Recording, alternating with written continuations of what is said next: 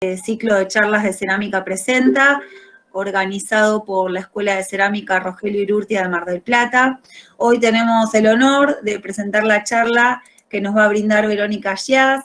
Ella, bueno, luego de sus estudios universitarios en Ciencias Sociales en la Universidad de Buenos Aires, viaja a Brasil, a un pueblo llamado Paraty, en donde encuentra un juego de vajilla hecho en torno a alfarería de un azul increíble, y allí se enamora de la técnica. A su vuelta a Buenos Aires, comienza a estudiar en la Escuela Superior de Cerámica, mientras seguía coordinando grupos de familias en un hospital público de Buenos Aires. El mundo de la alfarería no dejó más espacio para lo anterior y fundó, junto a Viviana Mayer, su pequeño taller en el año 1994. Investigando, capacitándose y viajando para traer técnicas de otros talleres del mundo, como Brasil, Chile, Holanda, Estados Unidos, etcétera. Actualmente dirige Idearios, Escuela de Alfarería, por donde han pasado más de 1.500 alumnos durante estos 20 años. Bueno, Vero, muchas gracias por estar acá. Te doy el lugar a la palabra, si nos contás un poquito sobre este proyecto que me pareció re interesante compartir en este contexto. Y bueno, ávidos de escucharte y de conocer un poquito más de todo esto. Bueno, mil gracias, Lau. La verdad que me pone muy contenta estuvo bueno para poder sistematizarlo en un PowerPoint para que lo puedan ver. Es un recorrido más de fotos para que yo les pueda ir contando. Te agradezco a vos también por todo lo que estás haciendo durante la pandemia para la cerámica. Nos conocimos porque de estar mirando cosas en YouTube y la verdad que me parece que sos muy generosa también con tu conocimiento, así que bueno, les agradezco a todos la posibilidad. Les cuento un poquito de la historia, cómo fue. En realidad la confitería del Molino, como todos saben, bueno, la gente de mi edad por lo menos sabe, es una confitería muy emblemática que queda enfrente del Congreso Nacional. Fue un lugar muy importante donde se hacían fiestas de 15, casamientos, y tenía lugares también en la parte de arriba, igual que el otro día justamente hicieron, si lo pueden ver, un YouTube Live con la Casa Batlló de Barcelona, de Gaudí, y tienen muchas cosas en común porque las dos son Art Nouveau, y la parte de arriba del molino tenía también oficinas y departamentos. Por un tema judicial queda durante 20 años en un estado calamitoso. Ahora van a ver que hasta estuvo inundada y hubo que poner buzos enfrente del Congreso a sumergirse en las profundidades de la confitería, y tuvieron que apuntalar un montón el lugar porque estuvo mojado durante mucho tiempo. Nosotros llegamos ahí por medio del arquitecto que coordina la parte de la provincia, de la ciudad de Buenos Aires. No encontraban a alguien que pudiese repetir las tejas de la cúpula, que ahora las van a ver. Y bueno, a mí me llega por vía de una profesora del taller que se llama Luciana Higgins, me llega la posibilidad de tener una entrevista, y cuando voy a la entrevista, bueno, nada, me hacen subir. Si quieren voy pasando. ¿Te parece, Lau? ¿Empiezo a pasar? Sí, empezá tranquila. Les cuento un poquito de la historia para que vean. Esta es una foto antigua, esto es de 1916, estuvo abierta desde 1916, se inaugura en ese momento, todavía la parte de la cúpula y algunos pedazos del establecimiento no estaban terminados, y en 1917 se termina, y en 1997 cierra sus puertas.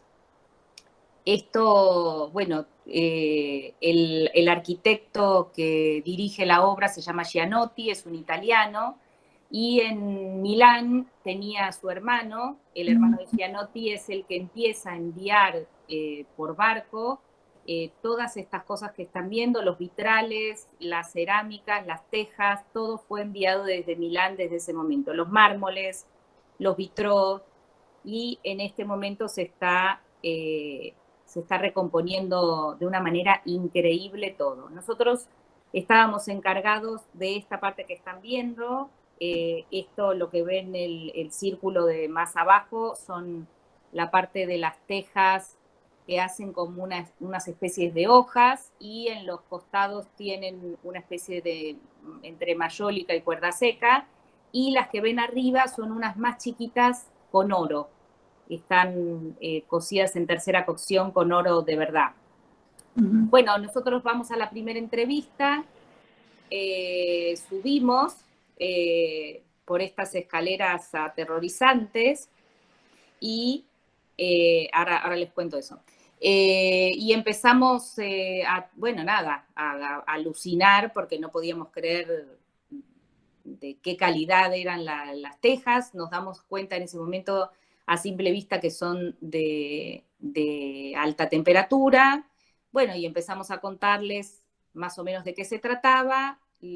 La gente queda como muy conforme, y yo ese mismo día me voy a la noche al taller a hacer unas muestras con las fotos que tenía, porque no sabía ni las medidas ni nada, y me voy al taller a hacer unas muestras y digo, la próxima vez que vaya a este lugar tengo que ir con algo en la mano. Así que tenía un poco de grés, tenía porcelana, tenía loza, tenía cerámica común, y allá fui, hice un par de horneadas, y a los 4 o 5 días volví con las muestritas. Bueno, y a partir, no me las habían pedido tampoco, fui como loca mala. Y bueno, y al final nos dijeron que sí, y empezamos a trabajar.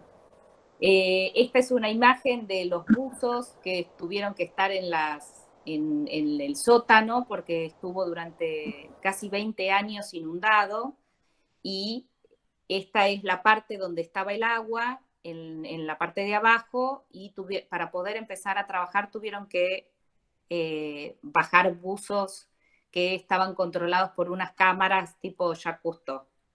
Bueno, acá sí que fuimos 7 pisos por arriba, y llegamos a la cúpula. Son más o menos, sí, hasta ahí son más o menos 7, 8 pisos. Lo que están viendo ahí son unas tejas de alta temperatura, están esmaltadas. Van a ver que algunas, el oro ya está como corroído, entonces están esmaltadas en amarillo. Ponían ese amarillo para que el oro se luciera mucho más. Estas son las que están muy bien conservadas, y fueron limpiadas una por una con unos hisopos y unas sustancias específicas por restauradores especializados. Bueno, acá en esta van a ver bien, hay 2 empresas que están dirigiendo la obra de la cúpula, porque después la confitería tiene varias empresas que fueron haciendo, por ejemplo, los vitrales o los estucos, los mármoles, las maderas, la parte de broncería, porque como estuvo muchos años desocupada, se robaron absolutamente todo, las manijas, todas las piezas de bronce, entonces están reconstruyendo todo. Lo que están viendo ahí es donde está la chica, son estas tejas que, si pueden ver, hay algunas que están rotas, después hay algunas tejas de estas naranjas con oro, después hay unas guardas muy Art Nouveau que hacen como unas caracolas que también tienen oro en el medio, y la azulejería de arriba, la parte verde, de ese verde que están viendo ahí, que tiene mucha pinta de tener un esmalte, un transparente de plomo, son de baja temperatura. Y ahora van a ver, esta es una ampliación de esa caracola. Eso negro que están viendo ahí es brea, se ve que fueron poniendo para temas de humedad. Y el trabajo que teníamos que hacer, que estamos haciendo ahora, está dividido en estas 4 partes, ¿no? La parte 1 que están viendo ahí es una pieza que yo no había visto nunca. Ellos le dicen mayólica, pero no es una mayólica. No sé si son todos ceramistas los que están acá, pero la mayólica original es un bizcocho que está sumergido, digamos, o está pintado con un esmalte a partir en el siglo XIV. Se hacía con un amarillito y con un celeste, después se hizo con un blanco, viene del arte mudéjar de los árabes, y sobre ese esmalte todavía crudo se pinta con óxidos o con pigmentos. Por lo general con cobalto, y viene en realidad de la dinastía anterior a la Ming, más o menos en el 1600, y los chinos lo toman de toda la parte de Mesopotamia, de Medio Oriente.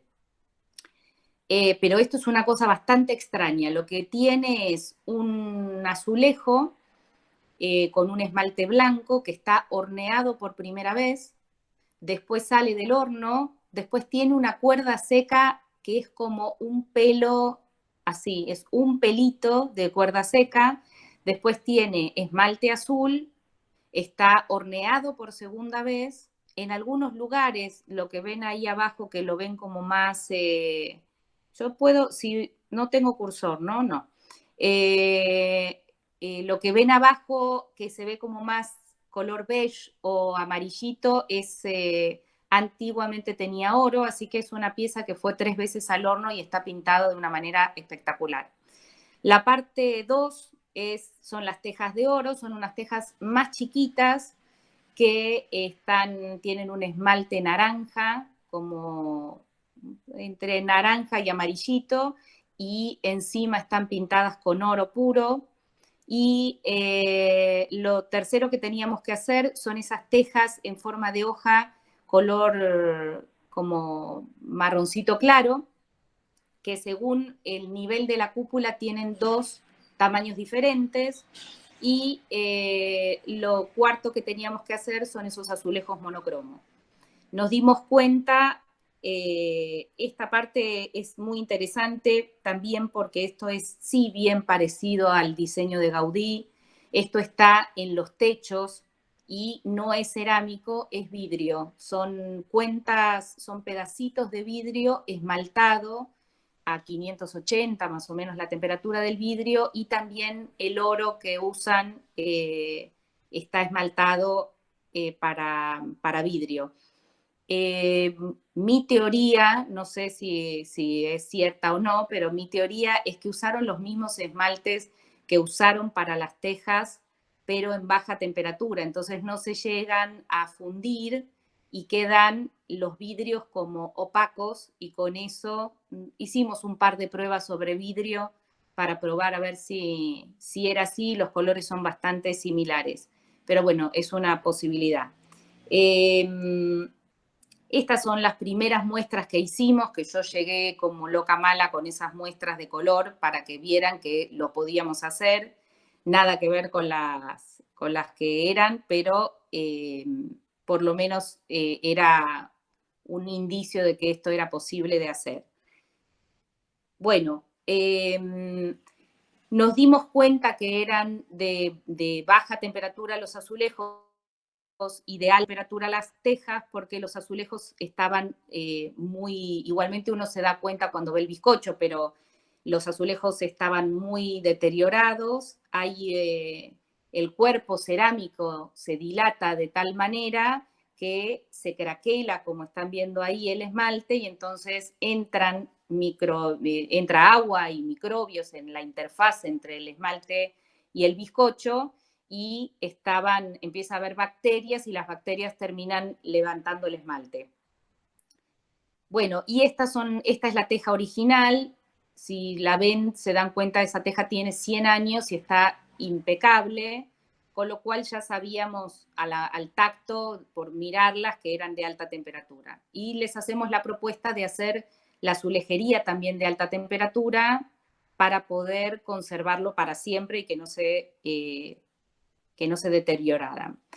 Bueno, el estudio que hicieron fue muy espectacular. El CETMIC es el Centro de Tecnología y Recursos Minerales y Cerámica, que trabaja con el CONICET.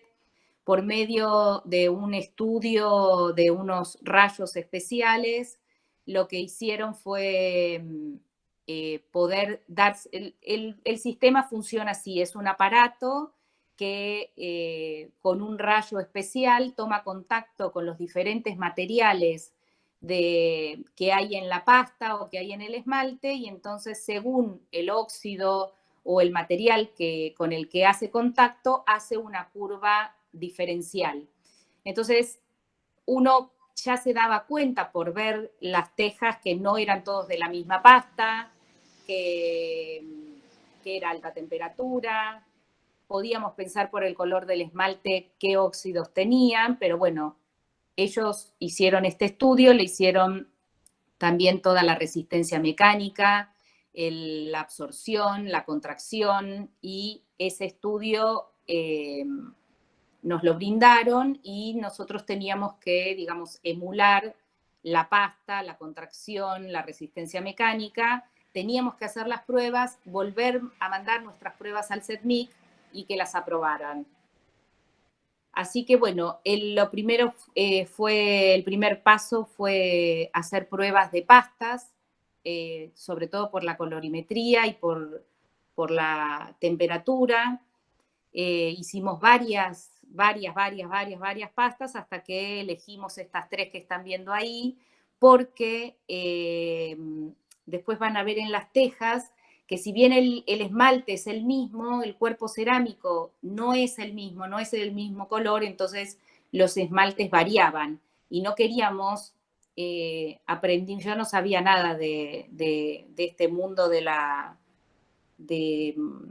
reparación histórica de estas cosas, y ellos hablan que no se pueden hacer falsos históricos. Entonces, vos tenés que hacer exactamente lo que se hizo en ese momento. Con lo cual, no podíamos hacer esmaltes de diferentes colores, sino que teníamos que tener algunas pastas diferenciales para que la colorimetría fuera por la pasta y no por el esmalte. Así que ahí fuimos y tomamos una porcelana, una loza y un grés, de arriba para abajo. Hicimos los cálculos de contracción, y después de esos cálculos de contracción empezamos a pensar en, esa es la teja más chiquitita, empezamos a ver cómo reaccionaban cada una de esas piezas más allá de la contracción, cómo iban reaccionando con el secado y con la cocción, y hicimos esas pruebas teniendo en cuenta 10 centímetros, y estos son las pruebitas. Es una foto medio porque no sabíamos que íbamos a hacer esto en algún momento, entonces son pruebas muy de taller, de cuánto achicaba cada una. ¿Se escucha bien, Lau? Se escucha perfecto, Vero. Se ve bien y se escucha bien, así que tranquilo. Bueno, y después hicimos las pruebas de absorción de esas pruebas. Primero nos fuimos directamente a 1230, si bien era alta temperatura, había al tacto algo de absorción, y les habíamos hecho a la teja original, porque nos dieron varias tejas para poder hacer las muestras, así que primero hicimos la absorción de la teja original. Para los que no sepan cómo se hace, se toma el peso de la pieza en bizcocho, la teja está esmaltada de un solo lado, entonces nos iba a dar bastante fehaciente la absorción. Se toma el peso del cuerpo cerámico sin esmaltar a la temperatura final que uno lo va a llevar. Después se sumerge en agua caliente durante 24 horas, esperando, esa agua se va a enfriar, pero el inicio es con agua caliente, y después de 24 horas se saca la pieza del agua, se vuelve a pesar, y la diferencia de peso entre el primer peso y el segundo da el porcentaje de absorción que tiene la pieza.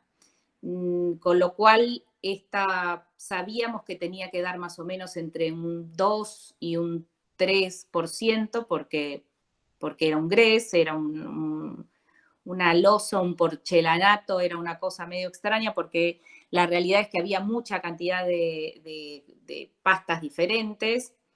Y bueno, decidimos ir a 1230 con las 3 pastas y hacerle el porcentaje de absorción. Nos dio un poquito más arriba, nos dio 2, ahora no tengo los datos exactos, pero tuvimos que en el informe que les entregamos, sí.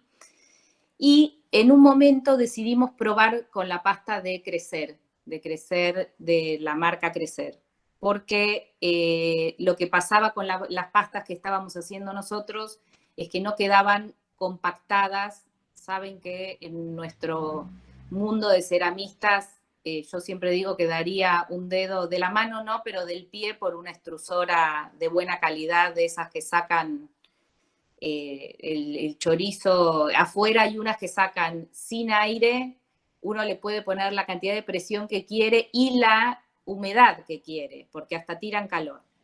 Bueno, no nos gustaba cómo quedaban las pastas que habíamos hecho nosotros porque no quedan compactas, y probamos con la pasta de Crecer y nos llevamos a partir de ahí empezó una nueva vida para nosotros con la pasta de Crecer, porque la pasta común de Crecer Crecer no nos auspicia ni nada, pero porque realmente es un datazo para todos los ceramistas.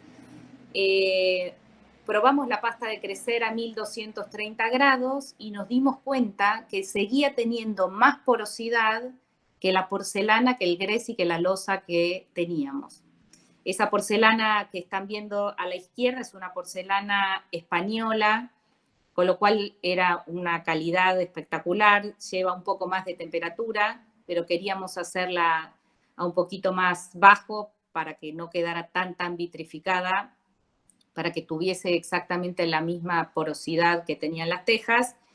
Y bueno, al final llegamos a la temperatura justa, fuimos bajando de a 2 grados, de 1230 para abajo, y logramos la contracción y la absorción justas con una curva específica que fuimos haciendo a 1218 grados clavados.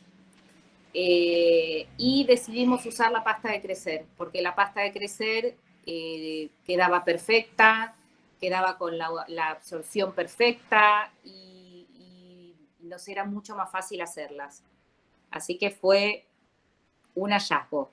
Así que les digo a todos que después de eso llevamos la pasta de Crecer a más temperatura y queda sin moverse, sin aglobarse, y todavía sigue teniendo porosidad a 1230 grados. Estos son los dibujitos de los arquitectos. El problema era que teníamos que ser muy súper precisos, porque parte de la restauración es que si la teja, por ejemplo, está rota a la mitad, no pueden sacar la teja entera porque tienen que conservar la parte que está. Lo que tienen que hacer es cortar nuestra teja del pedazo que falta y ensamblarla. Entonces tenían que ser muy perfectas.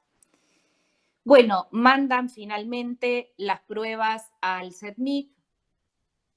Le hacen todas las pruebas y resulta ser que nuestras piezas dan en un 90 y pico % de igualdad con las piezas de Milán.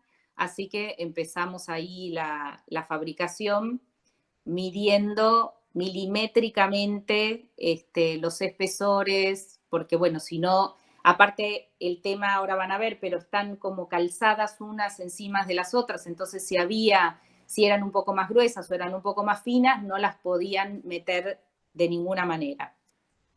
Bueno, estas son las primeras pruebas que fuimos haciendo. Bueno, hicimos millones de pruebas hasta que nos salió bien. Este es mi papá, que es muy prolijo y nos ayudó mucho a armar las primeras piezas, fíjense los tamaños de los espesores de la que estamos haciendo con la que está al lado. Había que hacer muchas pruebas para que quedaran al milímetro. Estas son algunas de las primeras piezas. Y estas son las primeras muestras. Esa es la teja que están viendo de oro. Fíjense que el oro ya está bastante desgastado. Y empezamos a trabajar mucho. Lo que ven ahí a la izquierda es vaselina. Estas piezas originalmente no estaban hechas por molde. O sea, si uno las ve, estas piezas normalmente, si bien son antiguas y si bien son hermosas, en esa época, digamos, en 1900, principios del 1900, todas las cosas se hacían de esa manera y no son de una delicadeza tipo Luis XV, digamos, no es la época de la porcelana de Sèvres, digamos, pero esas tejas seguramente se hacían por presión de bajadas de pesos de toneladas muy grandes y están hechas en monoquema. ¿Por qué nos dimos cuenta de eso? Porque algo que yo necesitaba ver atrás de las tejas era si estaban manchadas con algún óxido, porque ahí nos íbamos a dar cuenta qué esmalte le habían puesto. Pero del lado de atrás están impecables, con lo cual seguramente sumergían el esmalte y después limpiaban en crudo, sin bizcochar, y entonces le sacaban todo el esmalte. ¿Se entendió eso que dije, Lau? En realidad lo que estás diciendo es que hacían la inmersión, sí, lo que decías al principio pareció la técnica de mayólica, nada más que lo hacían en monococción, o sea, con la inmersión del esmalte y directamente iba al horno. Sí, se entendió, se entendió. Ok, porque aparte en esa época no tenían hornos eléctricos, así que estos hornos o andarían a gas o a carbón, sí, pero no daba para hacer, y se hacían de a miles. Bueno, esto es los primeros trabajos que hicimos de colorimetría. La colorimetría la hicimos con un triaxial, no es exactamente, pero para que tengan idea cómo se hacen los triaxiales, uno puede hacer un método de color que sea por progresión de color, que sea triaxial, que sea cuatriaxial. ¿Cómo se implementa eso? Se ponen 3 sustancias, las que sean, se puede hacer con pasta, se puede hacer con pigmentos, se puede hacer con esmaltes, con lo que sea, y entonces se van haciendo estos porcentajes. Uno pone, por ejemplo, nosotros trabajamos con 3 esmaltes que le pedimos a la casa del ceramista, Roberto, que lo amamos profundamente.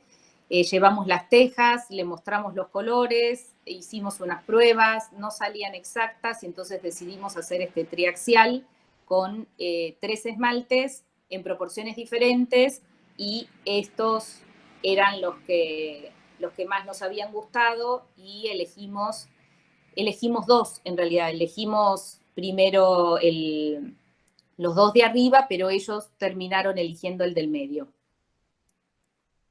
Bueno, estas son todas las muestras horribles que nos salieron al principio, porque aparte de eso hubo que agregarle varios óxidos. Sabíamos, en realidad, los que están acá y son ceramistas saben que a simple vista, si uno ve esto, ahí está viendo cromo, está viendo hierro, está viendo un esmalte traslúcido, con lo cual ahí no hay ni titanio, ni circonio, ni estaño, ni nada que se le parezca. Seguramente usarían plomo, no queríamos usar plomo, pero sí un esmalte bastante brillante. Y allá fuimos, ¿y qué nos pasaba con la granulometría del hierro? Nos hacía esos puntitos que si bien coloreaba, no era la teja original. Entonces hubo que pasar por una malla 300 el esmalte, que no les puedo explicar lo que fue, y ven que ahí se ven como puntitos, y después íbamos entregando muestras y ellos nos iban entregando. Ven que ahí se ve bien el tema de por qué trabajábamos con vaselina para poder mejorarlo, porque la teja original está hecha por presión, y entonces en la presión la impronta ya deja el formato, deja como esta cosa muy biselada, muy de ángulo. Nosotros no teníamos ese método para hacerlo, lo teníamos que hacer en una pieza de yeso, y si esponjeábamos, que había que esponjear sí o sí, después le sacábamos esa curvatura. Entonces empezamos a trabajar mucho con vaselina para tocar lo menos posible las curvas.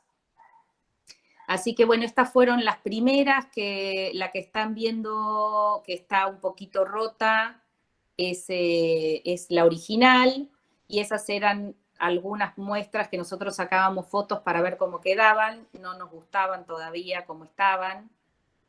Fíjense que la teja original, que es la de abajo, ¿se ve, Lau? La teja original es la segunda, empezando de la izquierda de abajo. Sí, sí, se nota que o sea, que tiene como un color más oscuro y se ve esta cuestión que vos decís de las aristas, ¿no? Como mucho más marcada. Sí, es la que se diferencia Y por van esto. a ver que hay muchas también que tienen como una pequeña rajadura, pero es una rajadura que ya está anterior a la horneada. O sea, se ve que yo me imagino esos lugares como un lugar lleno de tejas y tejas y tejas y tejas que se golpean entre ellas y que tal vez, digamos, esa microfisura ya estaba, la esmaltaron y le dieron, hay pedacitos de horno también, si hay pedacitos, eso blanco que ven ahí es un pedacito de horno del horno original.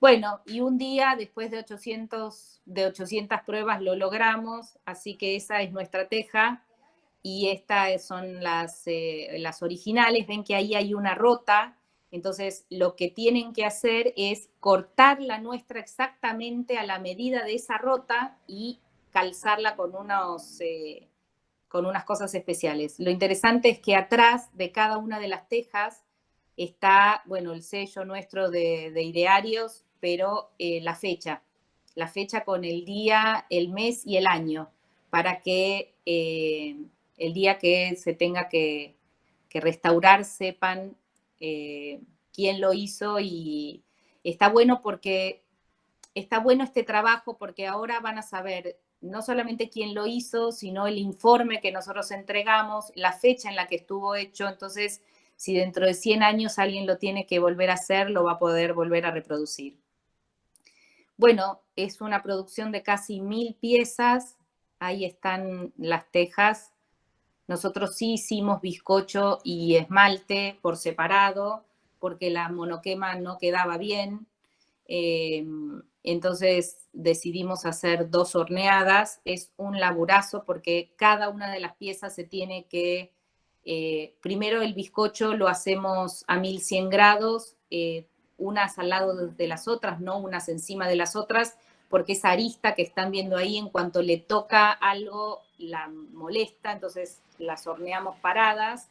Y después cada una de las piezas tiene que ir con la placa impecable a 1218 grados. Bueno, este es un trabajo que fue muy interesante. No se ve, si miran un poco, se va a ver el craquelado de la pieza del nuevo. No se pueden hacer falsos históricos, como les decía, entonces teníamos que emular, digamos, yo les propuse hacerlos de alta temperatura porque si no, en un par de años volvían a estar rotos de vuelta. Entonces, ¿qué hicimos con el azulejo? El otro problema era emular el color de baja temperatura en alta temperatura, pero que aparte el esmalte estuviese craquelado para que no fuesen tan distintos. Entonces lo que hicimos fue y también son el mismo esmalte es el mismo esmalte de las tejas, pero el de las tejas no está craquelado. Así que lo que hicimos fue sumarle un poco de una frita a base de muchísimo sodio y entonces con eso logramos el craquelado del esmalte y con el tiempo se va a ir craquelando cada vez más. Pero bueno, quedaron, y el otro tema era que quedaran exactamente en la medida y en el espesor. Vos avísame, Lau, cómo vamos con el tiempo, ¿eh? Sí, nos quedan 5, como mucho 10 minutitos más. No sé cómo venimos, no sé qué cantidad. No, Igual va voy perfecto, más, estamos bien, ¿eh? voy más rápido. Bueno, estas son las primeras muestras que hicimos de oro. Probamos también sobre un esmalte craquelado en la primera y un esmalte verde porque pensábamos que por ahí el craquelado del esmalte le iba a dar esta sensación de viejo que tenían las originales. Después probamos sobre el mismo color de las tejas y después fuimos probando sobre diferentes lustres encima del oro para ver cómo quedaba el aviejado, pero no nos gustó. Así que logramos el amarillo, el naranja exactamente igual. Eso sí, lo hicimos a base de óxido de hierro y de pigmento, y de un pigmento naranja. Hicimos un triaxial también para esas tres cosas. Y decidimos ponerle oro puro, digamos, un lustre de oro, pero lo que nos pasó es que, esta es la mano del arquitecto, quedaban muy brillantes en relación a las otras. Y entonces había que envejecerlas. Bueno, ven que ahí hay algunas craqueladas, se ve que les sobraba la plata en ese momento porque algunas tienen eso de la sobrecarga de oro que tienen.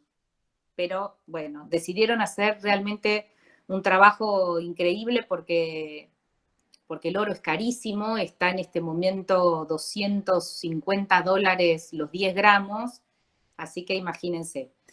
Bueno, así que hicimos estas pruebas y finalmente logramos hacer unas mezclas extrañas entre lustres, aceite, agua, azul, para ponerle encima de las tejas. Entonces esta teja fue primero al bizcocho, después al esmalte naranja, después al oro y después al aviejado. Así que tiene 4 horneadas.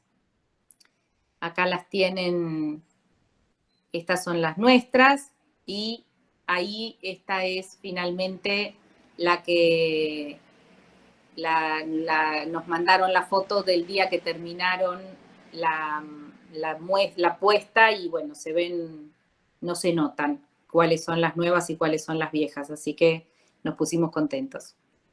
Bueno, y el otro trabajo que todavía estamos terminando es esta especie de mayólica cuerda seca.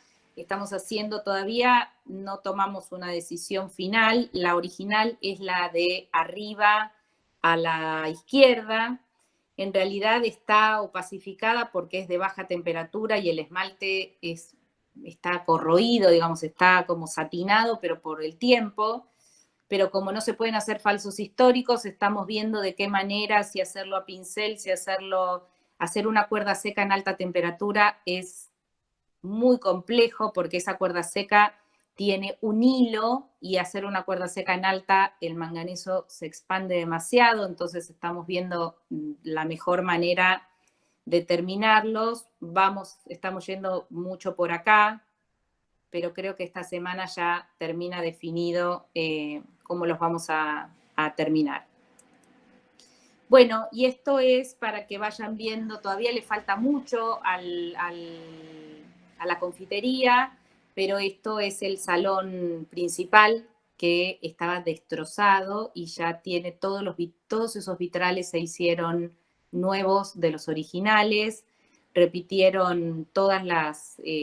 o sea, piensen que adentro del molino hay millones y millones de personas trabajando con cristales, con vidrio, con cerámica, con madera, con yeso, y el salón principal ya está terminado. Bueno, acá estoy, ya llegamos en tiempo y forma. Bueno, gracias, Vero. La verdad que increíble todo el proceso de investigación que hicieron. Uno va creciendo en oficio, te escuchaba y digo, qué bárbaro todo lo que uno va creciendo en oficio también con este tipo de prácticas, ¿no? Porque todo lo que fuiste investigando obviamente va aportando a tu oficio, digamos, que la verdad que es increíble, muy, muy lindo. Yo no sé si alguien en particular quiere hacer alguna pregunta, aprovechar que tenemos unos minutos más para hacer alguna pregunta. A ver, Gaby. Hola, buenos días. Bueno, primero que nada, un placer conocerte. Muchas gracias. La verdad que un placer. A mí lo que me parece absolutamente maravilloso, primero que vuelques el sentido del profesionalismo en la restauración, ¿sí?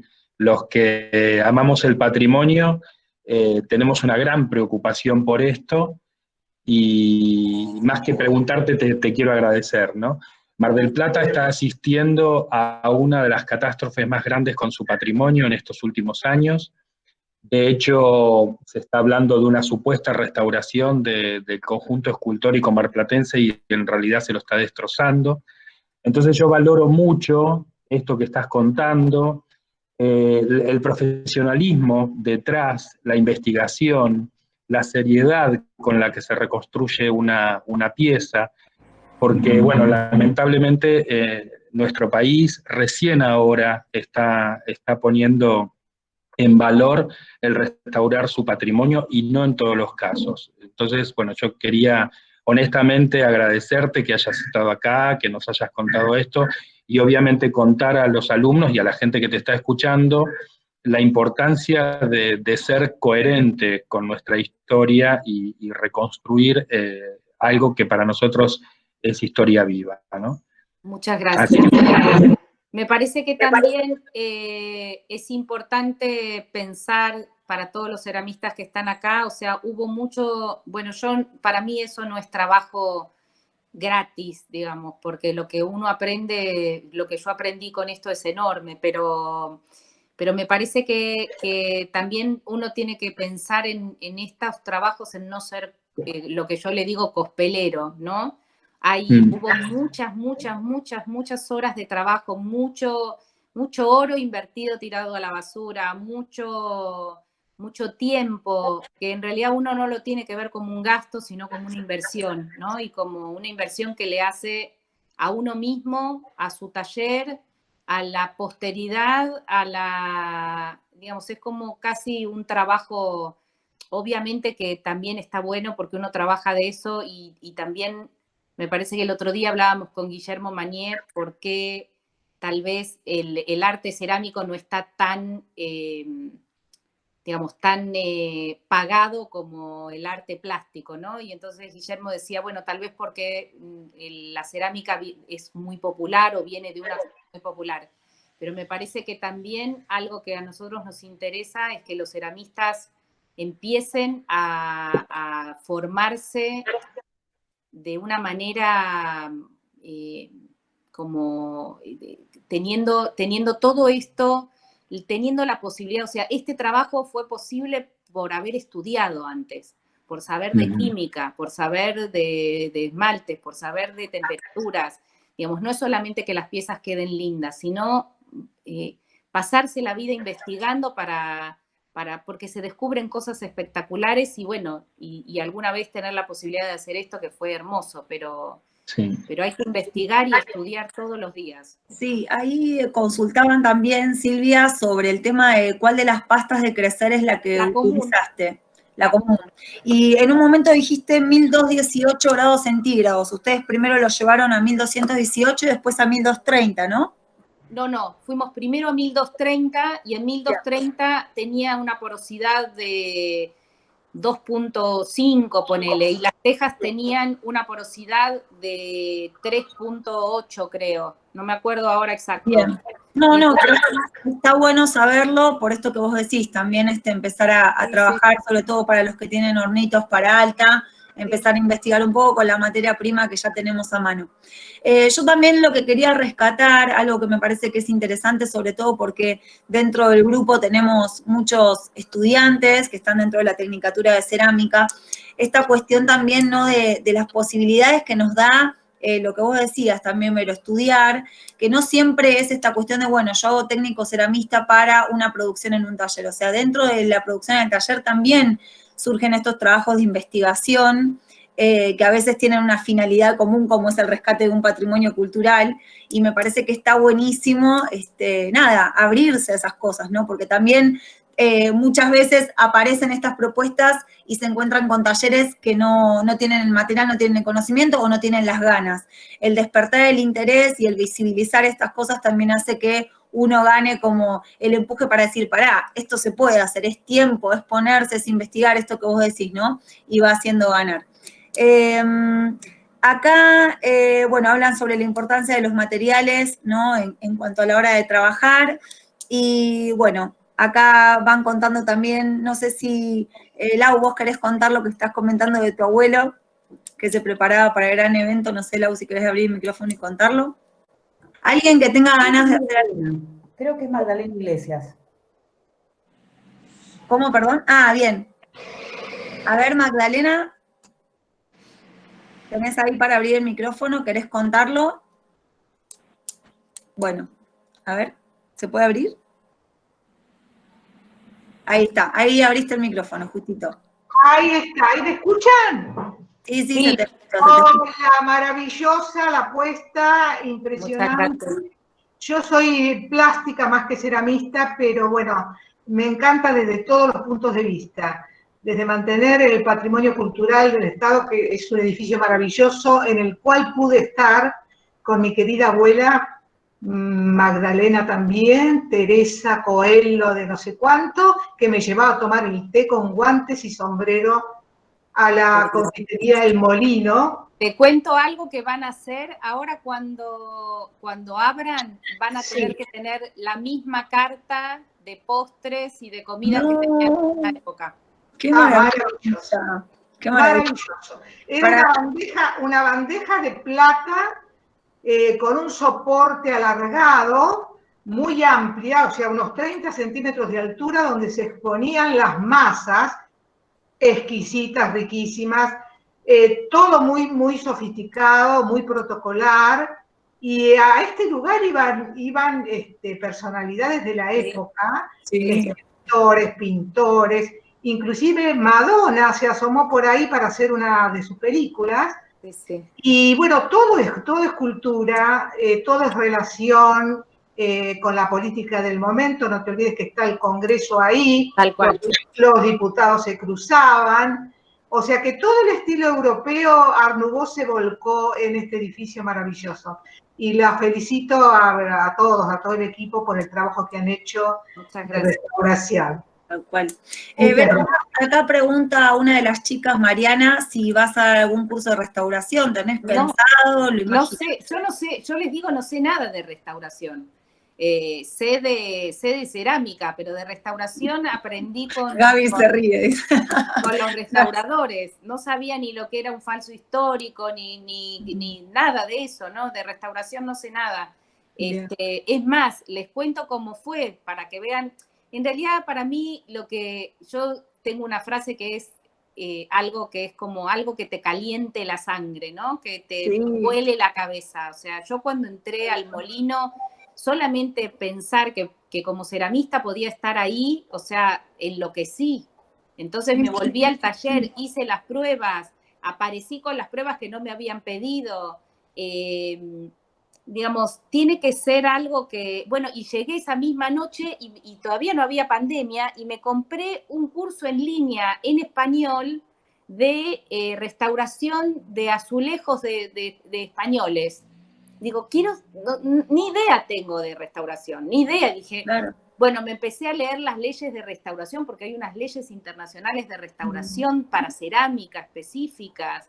O sea, hay todo un mundo. Piensen todo lo que es la azulejería. Y a su vez, cada mundo tiene su submundo, porque yo, por ejemplo, siempre estuve más metida con el tema de la restauración de piezas arqueológicas, que es otro mundo totalmente distinto a este, ¿no?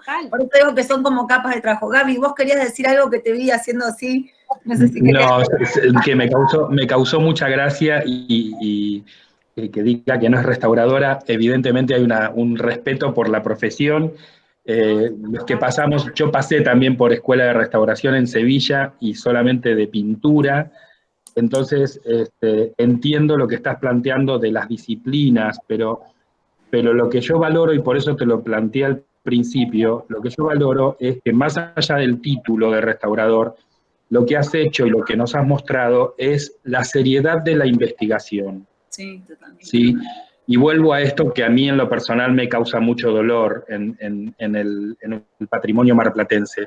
En Mar del Plata se han supuestamente restaurado esculturas a las que simplemente se les ha pasado, esculturas de fundición, a las que simplemente se les ha pasado antióxido, convertidor de óxido y una pintura polimérica encima de un color chocolatoso. Digamos, y con esto se han hecho entrevistas en diarios por todos lados a la supuesta restauradora del patrimonio de la ciudad de Mar del Plata, lo que es vergonzoso. ¿Sí? Entonces, cuando yo escucho este tipo de testimonios, obviamente que necesito valorarlo, obviamente que necesito hacer entender, porque nos está escuchando mucha gente que le interesa este tema, y mucha gente de Mar del Plata, hacer entender que la restauración es una cosa seria, Sí, totalmente. ¿sí? Que no tiene que ver con asumir un título como si eso fuera un título de nobleza. Sí, sí, sí. Y por eso estoy rescatando lo que estás planteando, ¿no? La Sobre seriedad todo, con la que te agradezco un montón y también yo quiero rescatar cómo están trabajando ellos, digamos, las empresas, por lo menos las empresas con las que yo estoy trabajando, que son HIT y Progorod, o sea, son impecables. Y la gente del gobierno de la ciudad, o sea, un día llegué, eso uno tiene que estar también tranquilo de esto que vos decís, de no meterse donde uno no sabe, digamos. Yo iba súper tranquila y mandé muy tranquila las piezas al CETMIC porque tengo 26 años de abrir el horno todos los días y sabía que iban a dar bien, digamos, yo no tenía problema. Pero llegó un día y había, no sé, 20 personas, estaban del gobierno de la ciudad, del gobierno de nación, del ministerio de no sé qué, del restaurador de no sé cuánto, viendo cada una de las piezas, mirándolas con lupa, las originales y las nuestras, poniéndolas, tomando decisiones, a ver qué, o sea, realmente no mueven un pelo si no están todos de acuerdo que cumple con todas estas normas. Por eso digo, hay normas que yo desconozco, ¿no? Y empecé a respetarlas más, porque cuando uno toma conciencia de esto, digo, ¿cómo voy a viejar el oro? Yo nunca en la vida había viejado el oro. Digo, ¿qué hago para viejar el oro? Y bueno, y empezamos a usar ácidos, empezamos a mezclarlas. Eso que están viendo ahí son ácidos, pero que son cosas al aceite y al agua. Usamos un lustre azul con un lustre, con un poco de óxido de hierro. Empezamos a hacer un montón de pruebitas a ver cómo quedaban. Y bueno, sabemos también que el tiempo va a dar arriba de esa cúpula el sol, la lluvia, va a dar también su trabajo y entonces tampoco las queríamos aviejar tanto. Mira, sí, recién pensaba, cuando te convoqué un poco para dar la charla, lo que a mí me interesaba rescatar era esto también, ¿no? Que de alguna forma, rescatando las piezas, rescatamos nuestra historia, ¿no? Esto que contaba Magdalena recién, del recuerdo de su infancia, bueno, Buenos Aires tiene mucho de eso, yo que nací allá y me crié allá, es eso, ¿no? En cada rincón, en cada espacio, y es, bueno, recordar nuestra propia historia. Así que, bueno, me parece maravilloso cuando contabas que las piezas tienen el sello atrás de idearios, digo, qué loco esto, ¿no? Cómo se fusiona Milán con Argentina, el siglo no sé cuánto con este siglo actual, o sea, es increíble esa fusión y eso habla de empezar a vernos también como argentinos, ¿no? En esta práctica del rescate y el cuidado de nuestro patrimonio cultural. Bueno, les cuento para los que, ya que estamos hablando de patrimonio cultural y de la ciudad, que hoy a la tarde también va a haber una charla sobre el recorrido por la ciudad dictada por Erika López, que también algo de esto se va a hablar, así que bueno, si a alguien le interesa con este Meet también se puede sumar. No sé si alguien quiere hacer alguna pregunta, aprovechar que Vero se va a quedar unos minutitos más para comentar algo, para contar algo, para compartir. Acá preguntan si las charlas se graban y se suben. Sí, se están grabando en este momento, seguramente las podés ver en vivo ahora por Facebook Live, pero después también se van a compartir por YouTube. Y yo disculpen con mi inglés, no soy muy buena. Y bueno, y con las ganas de compartir. Bueno, Vero, no sé, yo la verdad estoy re emocionada, te agradezco muchísimo. Muchas gracias a vos, Lau. Y gracias a la gente que se quedaron ahí todos, toda la charla, así que muchas gracias. Sí, linda convocatoria. Si quieren, provoco que todos nos desmutiemos y le demos un aplauso a Verónica. Ay, bueno. Sí, ¿cómo no? Gracias a ustedes. Muchas gracias. Muchas gracias, Vero. Bueno, agradecer por compartir. Y bueno, y vamos a seguir con estas charlas, de hecho, la semana que viene, esta semana y la que viene, así que con este mismo link pueden acceder, estén atentos a la página de la Escuela de Cerámica Rogelio Urrutia de Mar del Plata, lo pueden encontrar también en Instagram como @cerámicamdp, y bueno, ir sumándose a las propuestas de esta semana, que así como la de Vero es hermosa, va a haber un montón también muy interesantes, así que bueno, muchas gracias a todos por su participación y sobre todo a vos, Vero, por estar acá. Muchas gracias, Lau, te agradezco a vos la generosidad, el trabajo y lo que les digo a todos, y que es lo mismo que decimos ahora en nuestras charlas online, no se metan todos los días algo raro en el horno, cualquier cosa que se les cruce por la cabeza. Ayer, por ejemplo, ahora voy para el taller a buscar unos engobes que hicimos con talco de los pies. A ver qué pasa. Le pusimos talco de los pies, usamos acrílicos, usamos ceras para autos, usamos aceites, prueben, investiguen, lean, estudien y van a tener felicidad y talleres únicos. Únicos, obvio. Es que creo que esa motivación, si hay algo que transmitís, es esa pasión, y la pasión que uno transmite se propaga, se sigue entendiendo.